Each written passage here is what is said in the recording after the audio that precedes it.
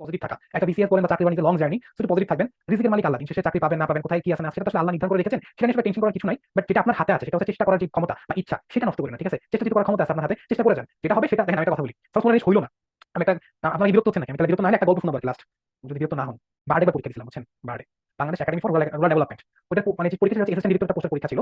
তো এটা প্রিলিমিনারি পরীক্ষা কুমিল্লাতে হয়, প্রিলিমিনারি পরীক্ষা কুমিল্লাতে হয়। পরীক্ষাতে 100টা প্রশ্ন আসছিল।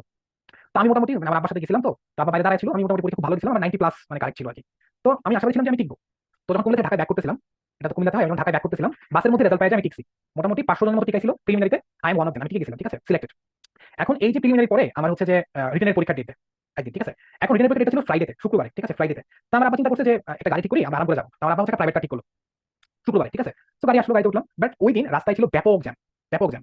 আমার আবার ভেবে নিয়েছি আমি পরীক্ষা দিতে পারবো না, পরীক্ষা দেওয়া আমার পক্ষে সম্ভব না, ঠিক আছে। আমার আবার এমনি ছিল একটু হার্টের রুগী, টেনশন করে মাথা ঘামাই যাচ্ছিল। বাট আল্লাহর অনেক অশেষ রহমতে আমি যখন গেট দিয়ে ঢুকি তখন বাজে 9টা 59। আমি হলে ঢুকি হচ্ছে, আমাকে অনেক সাপোর্টিভ ছিল। আমি 10টা 4-5 দিকে হলে ঢুকি, আমাকে ঢুকতে দিছিল কারণ এটা বাড়ির এরিয়ার ভিতরে ছিল। তো আমি আগে যে হাত মুখ ধুয়ে এসে আমি পরীক্ষায় বসি 10টা 10-এ, 2 ঘন্টার পরীক্ষা ছিল। তো পরীক্ষা আমি শেষ করি, আলহামদুলিল্লাহ শেষ করি। তারপরে হচ্ছে রেজাল্টে, তারপরে পরে হচ্ছে রেজাল্টে, ওই রেজাল্টে ওরা 500 জনের থেকে 40 জন সিলেক্ট করে ভাইবার জন্য। আলহামদুলিল্লাহ আল্লাহর রহমতে আমি ছিলাম একজন ভাইবার, সেই 40 জনে আমি ছিলাম একজন। ওকে। সো আমার আব্বা তখন আমাকে বলে যে গাড়ি ভাড়া করাটা আমি সার্থক হয়েছে। ওকে।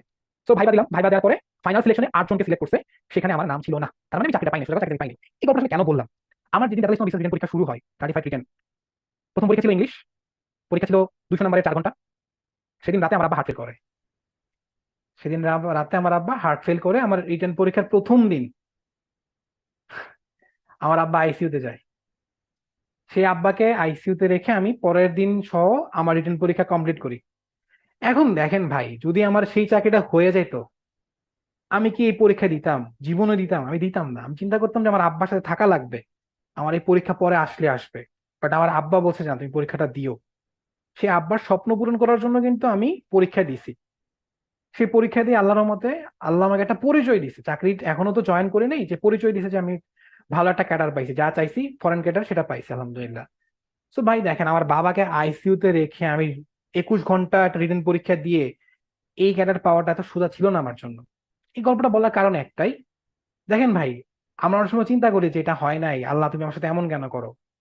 আল্লাহ যা করে সেটাই আল্লাহর বেস্ট প্ল্যান, খালি এটাই মাথায় রাখেন। কোনো কিছু হয় নাই, এটার মধ্যে কল্যাণ নিহিত। কোনো কিছু হয়েছে, সেটার মধ্যে কল্যাণ নিহিত। তার মানে কোনো কিছু হয় নাই মানে আপনার জীবন শেষ তা না, বরঞ্চ ভাববেন এটাই ছিল আল্লাহর বেস্ট প্ল্যান। তাই কখনো কোনো কিছু নিয়ে হতাশ হবেন না, নিরাশ হবেন না। অলওয়েজ পজিটিভ থেকে নিজের বেস্টটা দিয়ে যাবেন, দেখবেন যে ইনশাল্লাহ আপনি দিন শেষে অনেক সুখী মানুষ থাকবেন। ঠিক আছে ভাই? সো অনেক কথাবার্তা বলে ফেললাম।